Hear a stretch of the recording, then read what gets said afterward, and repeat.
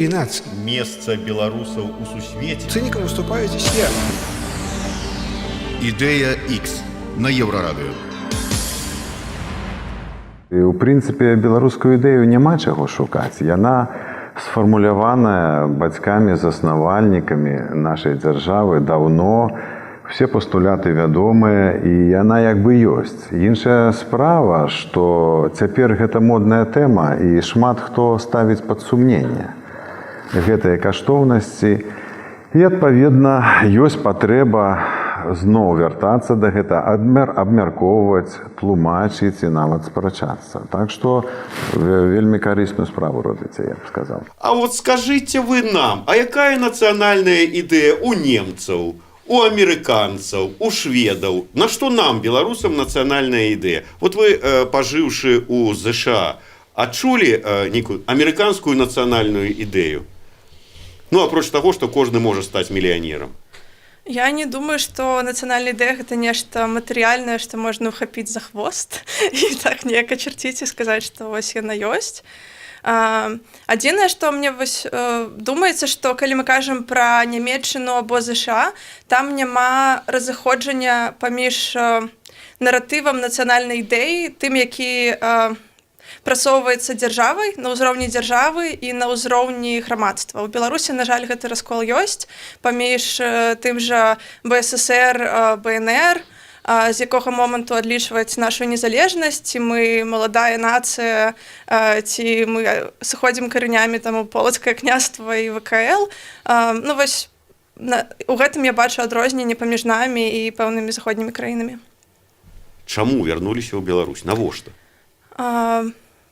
Ну, вярнулася, па-першае, я ўсё ж такі больш палітолог, чым юрыст, і займаюся зараз даследаваннем знешняй палітыкі Беларусі у Беларускім інстытуце стратэгічных даследаванняў у БІСе. І я думаю, што для таго, каб аналізаваць беларускі кантэкст, то лепей у ім і знаходзіцца.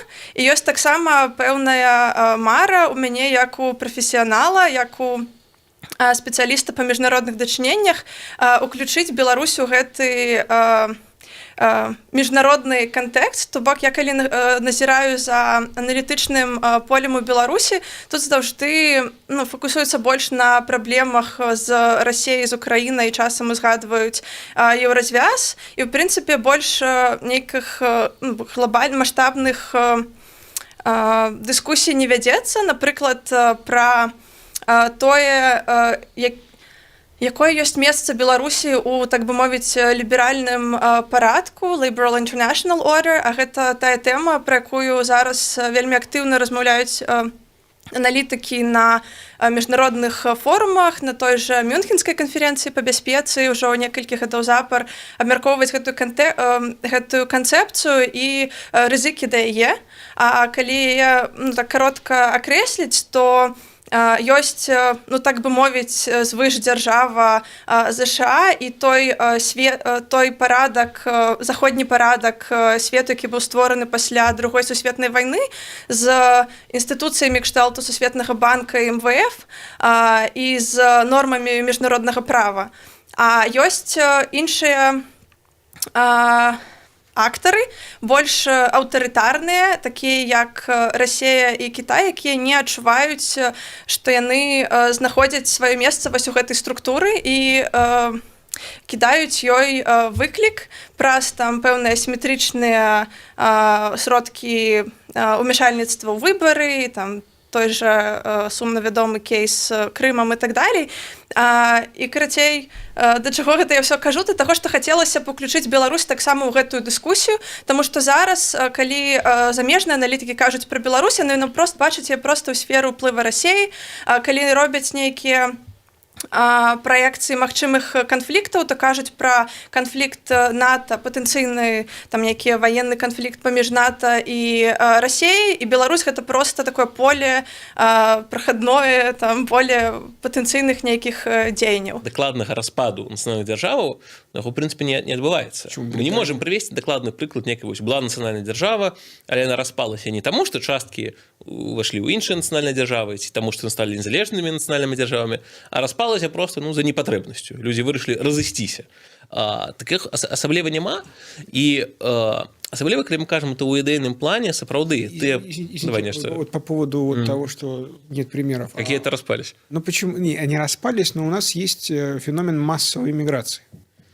Когда границы национальные остаются, а людей в этих границах не остается.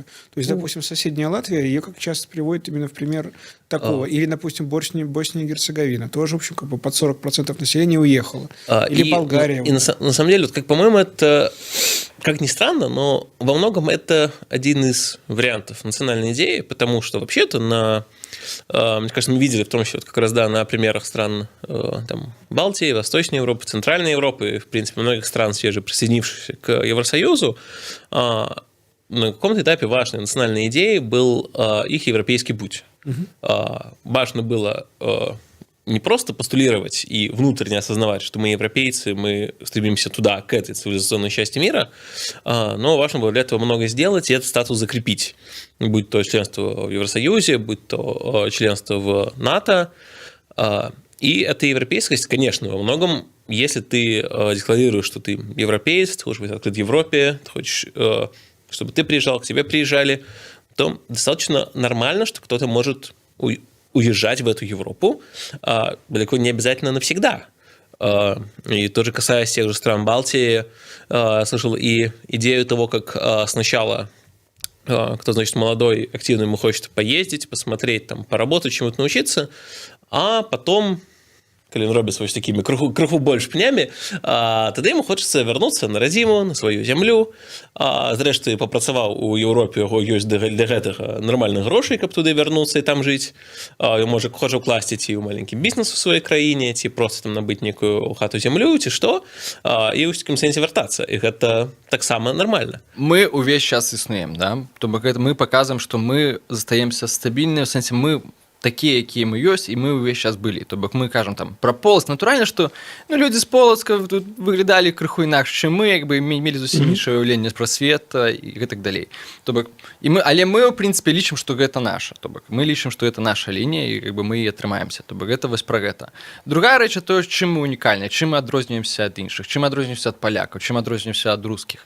Ну, вось пра рускіх это нагул самае важнае пытанне, так? Адно з самых важных пытанняў нашай там ідэнтычнасці, да тое, як мы адрозніваемся ад рускіх. Бо гэты канфлікт у нас як бы існуе ва ўсіх элітах, да? То бок як бы ён ёсць у Макса Каржа, Светланы Алексіевіч, Александра Лукашэнкі, Змітра Дашкевіча і так далей. То бок усе гэтыя людзі нейкім чынам спрабуюць падкрэсліць сваю беларускасць. Пытанне толькі тым, што яны крыху па-рознаму гэта робяць у розных сферах. Але добра, вот мы кажам пра разуменне ідэнтычнасці, што мы чым мы адрозніваемся ад рускіх. Ну, вот, а мы рускія са знакам якасці, вот мы знакам якасці адрозніваемся і гэтак далей. Ну, для таго, каб прынесці, патлумачыць людзям вот гэта разуменне, ці не патрэбна ўсё ж такі вот гэты коротка сфармуляваная адным сказам нейкая нацыянальная ідэя, каб падштурхнуць людзей да разумення вот этой ідэнтычнасці і адрознасці. Я не думаю, што ў сённяшнім свеце там можна адным сказам да чагосьці кагосьці падштурхнуць. То бок это ўсё ж такі больш такое глыбінная рэч, да? Можна стварыць нейкі лозунг, там слоган і гэтак далей. Ну але это павінна быць нейкая вельмі доўгая нарацыя. То бок у прынцыпе беларусам трэба цалкам сябе перадумаць, як бы прадумаць, адным сказам тут нічога не зробіш. То бок мы можам там, конечно, придумаць, што давайте зробім лепшую краіну ў свеце, там, да? Ну, але гэта таксама не да канца тлумачыць нас. Ці наша нацыянальная ідэя ў тым, каб выжываць. Ну да, у прынцыпе, магчыма, што гэта сапраўды як бы вельмі важная частка для нас, да? Што мы ўвесь час выжываем. Але ў прынцыпе, я не думаю, што это так проста можна патлумачыць. Это занадта спрошчаная версія свету. Ці ёсць у нас фемінізм і нацыянальная ідэя? А вот хацелася б ад вас гэта даведацца. Ну, там паглядзім, як пойдзе, знойдзем, можа і знойдзем. Дарэчы, вось мы ні аднаго разу не закраналі гэтае пытанне, а вот нацыянальная ідэя для жанчын і мужчынаў можа быць нейкая розная? Ну, напэўна, калі гэта касаецца, ну, калі там нейкіх мусульманскіх ці ісламскіх. Не, мы пра Беларусь кажам, беларуская нацыянальная ідэя. Беларуская нацыянальная ідэя. Ну, мне здаецца, тут жанчына значна вольней сябе адчувае. І я, ну, ёсць, конечно, яшчэ патрыархальныя перагібы ў нас, але... На месцы. Мне здаецца, што значна лепей нам. Таму можна падумаць у гэты бок, але мне здаецца, гэта не мае адносін да нацыяналізму. Скажите, вот калі мы ўсё ж таки про нацыянальную ідэю гаворым, і калі вы ўсё ж таки вот до нас прыйшлі як эксперт у нацыянальнай ідэі, вы калі працавалі над помнікам Гедэміну, да прыкладу, вы вот там малюючы эскіз, ці там неяк там вот подводзячы, як скульптары это робяць, там вот это вот, так думалі, вот так вот зраблю, так нацыянальная ідэя будзе лепш праглядацца на гэтым помніку. Не, на жаль, не. Не, про гэта не думалі, напэўна. Не, у самой ідэі, у сваёй канцэпцыі помніка, там было, канешне, і калі з гісторыяй працавалі, гэта, канешне, было. І для чаго, для якой мэты мы гэта робім, то таксама зразумела. Але ў працэсе ты думаеш, напэўна, зусім аб іншым. А для чего вы это делали? Ну, вы сказали, вот вы думали... Ну, во-первых, это было цікаво. Ну, в первую очередь, это была очень интересная задача. Можно по-беларуску? Добра. Ну, гэта вельмі цікавая было увогуле праца і прымаць удзел у такім буйным конкурсе і маць дачыненне да усталявання помніку такой буйной гістарычнай нашай асобе, гэта таксама вельмі такая... Налево от меня князь Юрий Долгорукий. Я так ставлю этого Юрия Долгорукова рядом с вашим Гедемином и вижу, что, в общем, ну, Долгорукий у него пузо побольше, борода подлиннее, ну, и вообще как бы помассивнее мужчина. Вот, но как бы в одном жанре люди. А балты яны ходили такие вот... чисто бритые? Нет. Нет. А вот потом я вспоминаю памятник Гедемину в центре Вильнюса, и, в общем, там вот они на него насадили всего этого вот какого-то своего специфического, он окружен волками, у него очень странная какая-то одежда лесного вождя какого-то, вот. И там ты видишь, ну, какую-то специфику. Он там в доспехах. Ну, вот, но эти доспехи, они как-то очень довольно странные. Я первое время думал, что это какой-то памятник самураю, если честно. Вот. То есть, он какой-то вот странноватый, местный, свой, он как бы сразу выбивается из этой линейки Долгоруких. Вот, а как бы, ну, для меня это Юрий Долгорукий. Вот. Юрий Долгорукий, Гедемин. Вот. И мне показалось, что вы это сделали нарочно. Вот, чтобы вы его сильно славянизировали, чтобы сделать так, что Гедемин, вот, конечно, Гедемин, не Ваня, да, но вот как бы это вот и не там Франциша какой-нибудь, но это вот наш Гедемин. Ну, мне будзе цікава. Не, паслухайце, ну, па-першае, было задача, мы ад гэта абмяркоўвалі з Сергеем. Мы не хацелі, першае, што мы не хацелі, гэта рабіць князя воіна. Вось князь, які ідзе на вайну, даспехаў, таму што, ну, калі мы будзем з вами браць гістарычныя моманты, то ў літоўскім Гедэміне мы апусцім, гэта іх. Да, ў літоўскім помнік, Гедэміне. так, гэта так. І гісторыя гэтага помніка. Мы хацелі зрабіць князя спакойнага уладара дзяржавы, які не імкнецца там ваяваць, які не агрэсіўны, які наадварот, ён упэўнены у сабе, ён трымае вось гэтую дзяржаву. Вы ідзеце па вуліцы, бачыце вось некую такую канапку старую, да, дзіравую, і вот яе людзі ўжо выкінулі, яна нікому не патрэбная, а вы цягнеце яе да сябе дадому, да? Вось навошта нам чужое вот это старая мэбля, навошта нам чужыя комплексы, потому что я лічу, што комплексов у нас сваіх дастаткова, да, в Беларусі, не трэба яшчэ пазычаць чужыя. Ну і больш за тое, яшчэ все ж таки, ну, як чалавек, які працуе ў парадыгме сацыяльнага канструктывізму, я вельмі падазрона стаўлюся да такіх канцэптаў, тому што гэта метафізіка, да? Вот, што такое нацыянальная ідэя, як яе знайсці? Гэта метафізічная фізічны панятак, і навошта вось гэтыя сутнасці яшчэ, ну, дадаваць дадатковыя сутнасці, я не вельмі разумею, тым больш, што гэта метафізіка, ну, вось не свая и, так скажем, не першай свежести, да, А если нет дискуссий о национальной идее, ну, кроме как на русском языке? На русском языке о национальной идее спорят. Это вот вы зря сказали, что она утратила свою актуальность. Ничего подобного. Там дискуссий в России полно. Да, включаете канал «Царьград ТВ», своеобразный канал, но тем не менее, там это все кипит. Вы заходите на кафедру русской философии философского факультета Московского государственного университета, уверяю вас, я там бывал, они до сих пор сражаются за... Это топ, да, это главная тема. Так вот, это, согласен с тем, что это как бы разговор о национальной идее, ну, национальная идея, вот как бы словосочетание, оно абсолютно русское, хорошо. А вот на английском языке, на словацком языке, на чешском языке, там какие дискуссии есть? Вот что люди обсуждают? дискуссии про национальную идентичнасць гэта окей, да, это в гэтым няма нічога дрэннага, нічога унікальнага, да, у прынцыпе гэта такі даволі распаўсюджаны феномен для шматлікіх краін. Ну вось на пачатку 10-х гадоў, здаецца, вось во Францыі была такая, ну, крыху штучная дыскусія, якую ініцыяваў Сарказі пра вось нацыянальную ідэнтычнасць французаў, што такое быць французам. Вось, то бок карыстаюцца пры гэтым проста крыху іншай мовай.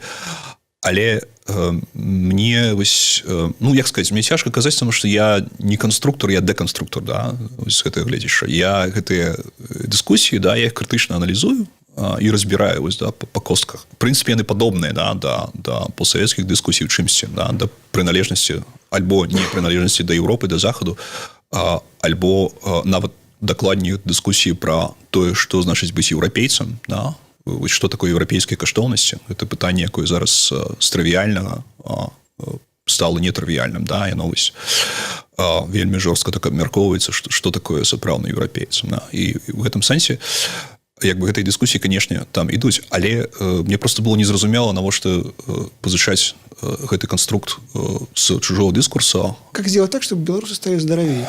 Опираясь на опыт других больных, словенцев, словаков, венгров. Слухай, ты вот деконструктора это самое сказал, что он доктор, у меня одразу такая вот, что хто з дактароў разбурэннем займаецца? Патолагаанатам? Што зрабіць, каб з'явіўся блеск в вачах, да, і ну, я не абяцаю, што ад гэтага блеск з'явіцца, але ну, на гэты конт ёсць вельмі канкрэтныя геапалітычныя рэцэпты, на вось, што рабіць малому народу, каб не адчуваць сябе небяспецы. Ну, як бы, мне здаецца, гэта вельмі відавочна, да, тому што і Славакія, і Славенія, яны чальцы і НАТО, і Еўразвязу, і гэта не выпадкова, да, вось. В этом сэнсе. Ну, это такі як бы палітычны, геапалітычны рэцэпт. А вось гледзячы вось такой тэрапіі, мне здаецца, што да, трэба ехаць вось тое, пра што вы кажаце, трэба ехаць у гэтай краіны і проста і пачынаць разумець тое, што мы не унікальны, і гэта добра. Мы просто думаем, что вось так нормально, мы так і будзем жыць, і будзем існаваць, і, в прынцыпе, нам іншага прэзідэнта не трэба, ці іншых там, не ведаю, іншай ежы, там, эканамічнай сітуацыі, выбараў нармальных. Для мяне гэта ўсё ж такі пра планамернае развіццё і пра імкненне здабыць лепшага жыцця, нейкімі паступовымі крокамі, да, зменамі, рэформамі, прыйсці да вось той светлай Беларусі будучыні, а не стаяць на месцы і думаць, як нам выжыць за заробак у рэгіёнах там 180 рублёў, напрыклад, да.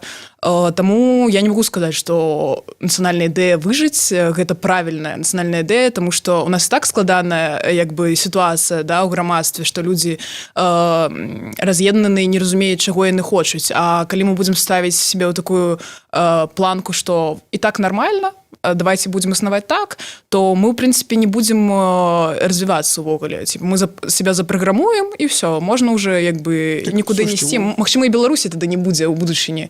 Слушайте, вот вы говорите, белорусы, давайте, я тут как бы, меня пригласили в качестве дьявола, я по-русски говорю, и сатана, Люцифер местный. Вот, значит, как сатана, вы говорите, они разъединены. Вот, но а зачем мне объединяться, если я могу так по-мелкому кидать, обманывать соседей и за это счет тоже выживать? Ну, то есть, вот объединяться, это ж нужно какие-то там взносы платить, куда-то тратить время. А я буду экономить энергию. Вот я зарабатываю там 180 рублей. Сижу у себя в хрущевочке. Вот, смотрю телевизор БТ-1. Вот. И мне хватает. Вот еда не очень качественная, да, там, вот, но, а мне нормально. И я не верю, что вы мне что-то новое принесете. Разъединение – это тоже способ выживания. Каждый сам за себя. Если я ухватил и урвал, пришел домой, вот я сейчас как бы живу в белорусском таком настоящем доме, специально в хрущевочку отъехал, потом меня приглашал к себе, там буржуи живут, это неинтересно. Я в хрущевочке живу, и там она страшно выглядит. Ну, вот, двор чудовищный. Вот, но у всех стальная дверь. Дверь такая, что, не знаю, у меня там ощущение, что... Да, вот, дверь как надо. И это тоже способ выживания. То есть, вот, доверять Александру Григорьевичу, да, жить на 180 рублей, учиться жить на 180 рублей, осваивать этот трудный, этот самый, научиться жить на 180 рублей выживать, ни с кем не объединяться, дальше семьи. Да, там, только жене может доверять, да и то не всегда, там, детям каким-то. Може, якби, отхватить половую Вот. И смотреть там, где у соседа можно что украсть, там, или на производстве что-нибудь, чтобы никто не засек. И так выживать. И люди, они вот живут в этом, им нормально. Ну, і ввогуле на раз'єднаны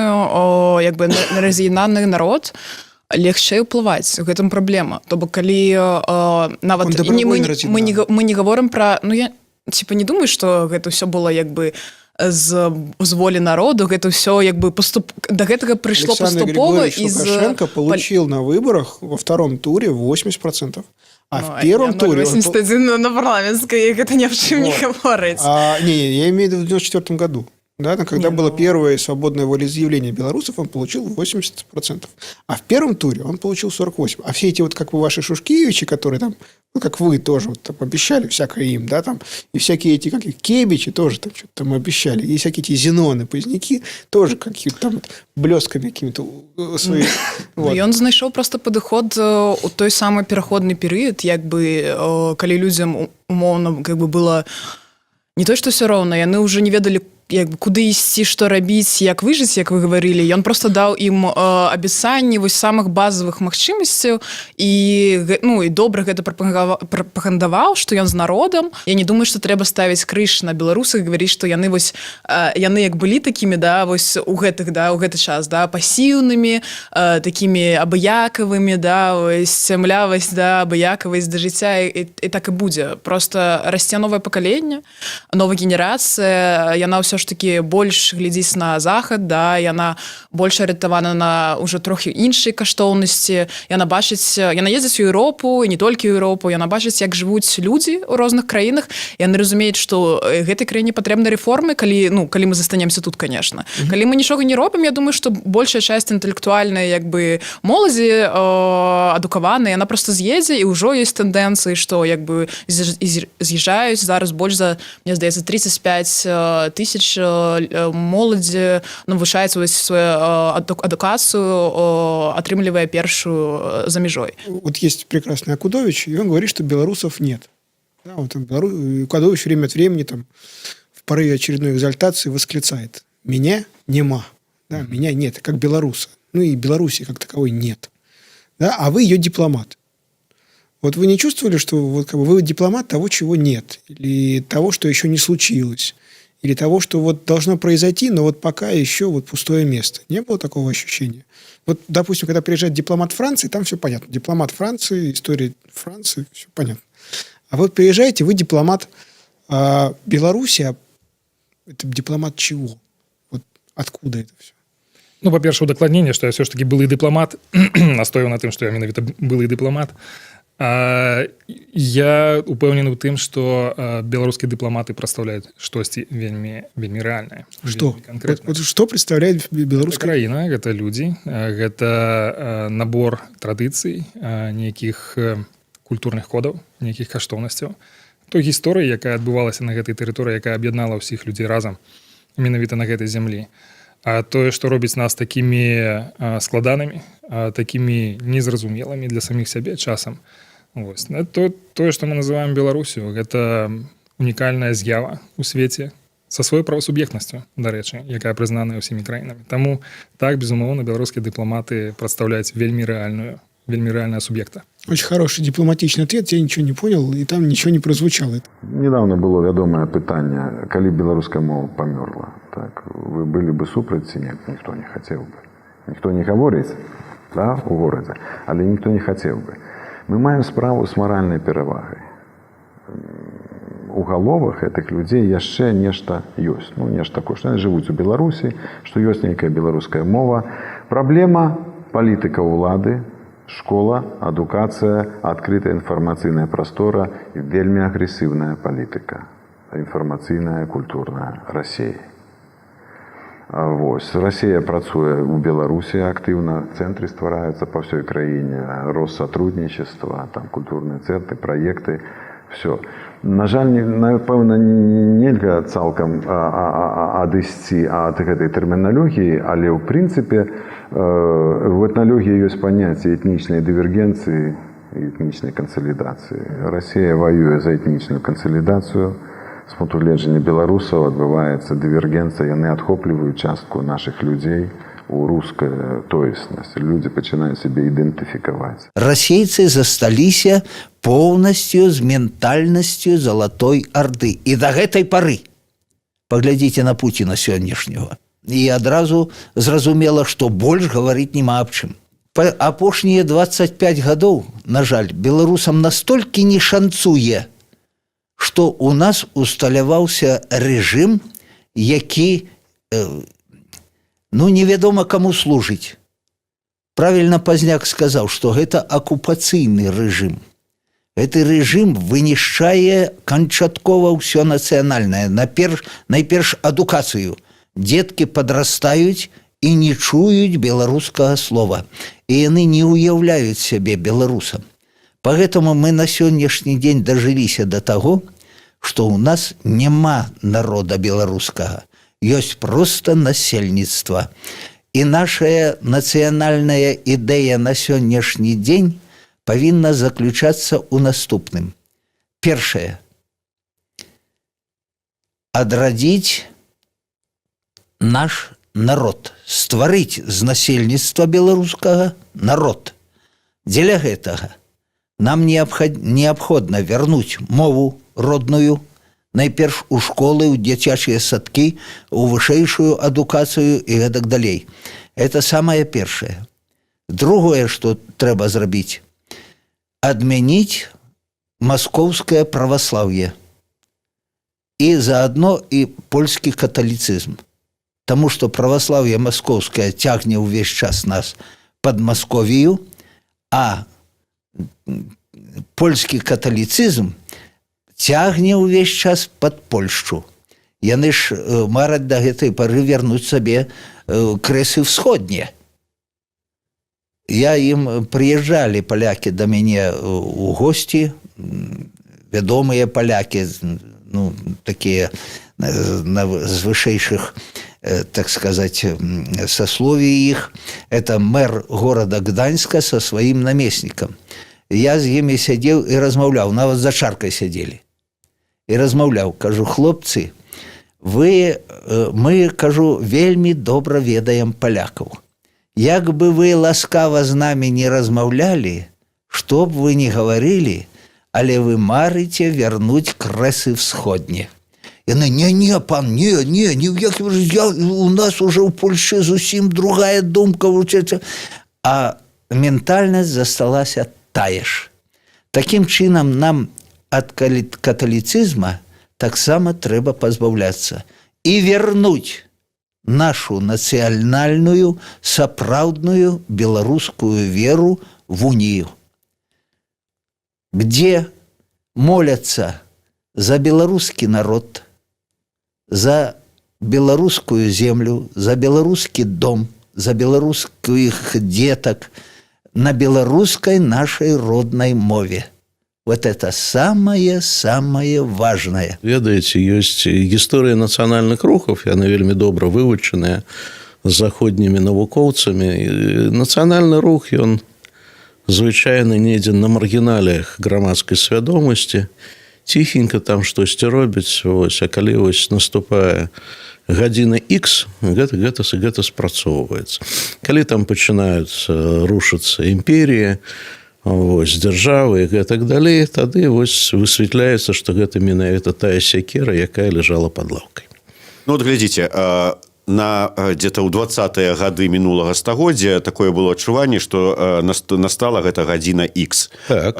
Я нават кажу з аднаго боку пра Беларускую Народную Рэспубліку, а з другого боку, калі яна ўжо перастала існаваць, савецкая Беларусь, польская Беларусь, так бы мовіць, ці заходняя Беларусь, подняли галаву тут у савецкай Беларусі, развіццё, там паэзія, літаратура, культура, там цэлыя экспедыцыі, якія ездзілі па рэгіёнах і беларусізавалі Беларусь. Уздым.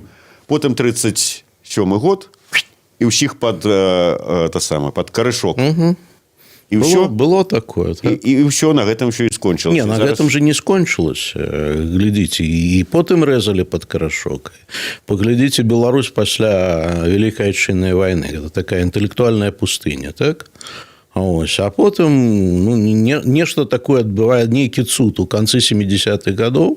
Ось у Советскім Союзе абсолютно такая железобетонная ідэалогія ўсё под собой замуравала, раптам узнікае нацыянальны рух новый. І узнікае ён у гарадах.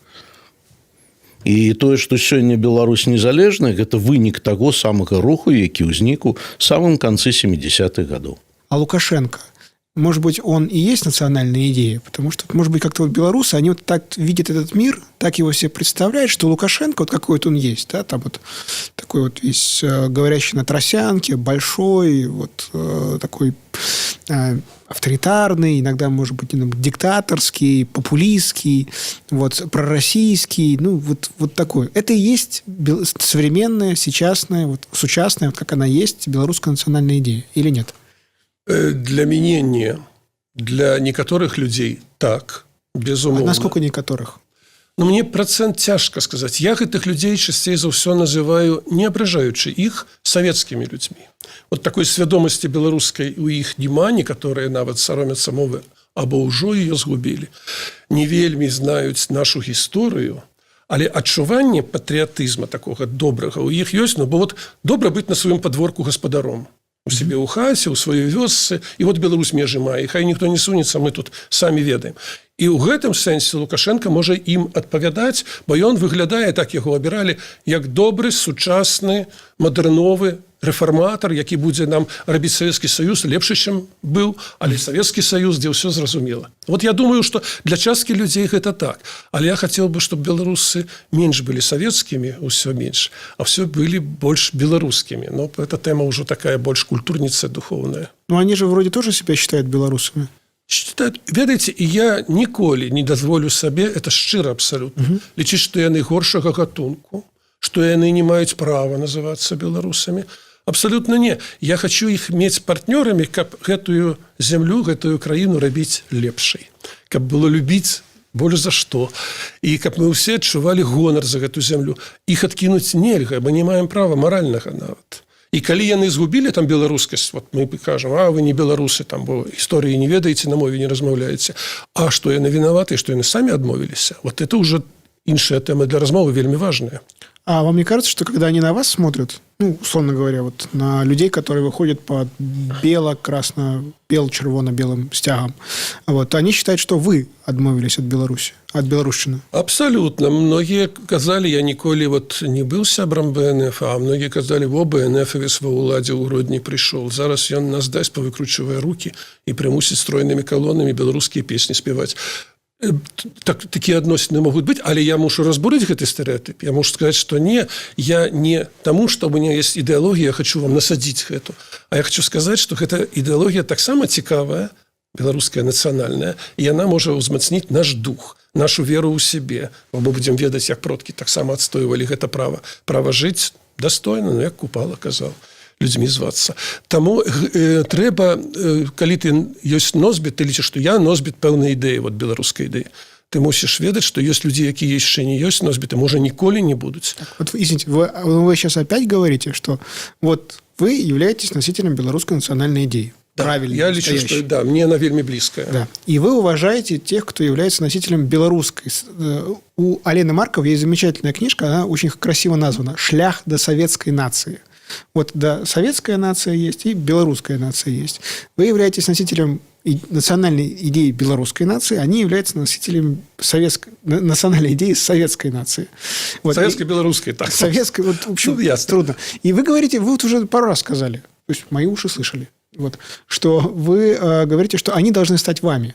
То есть, грубо говоря, они должны отказаться от своего красно-червоно-зеленого цвета и перейти на бел-червоно-белый. Патлумачу. Я супраць насилля, прымушэння, запалохавання. Вот будьце такі, як я, бо я правільны. Не. Я сам калісьці атрымаў велізарную асалоду. Я стал человеком с таким моцным духом, хотя я такі мягкі, рахманы, як кажуць, і ўсё. Але дзякуючы таму, што я даведаўся пра сапраўдную гісторыю, так з сям'і было гэта, і ў сям'е дапамагалі. Я раптам адчуў такую моц, такую сілу. Я хочу, каб яны таксама яе адчувалі. Таму што чалавек без каранёў, ну, вядома, што ён слабейшы, як дрэва з падпіленымі каранямі.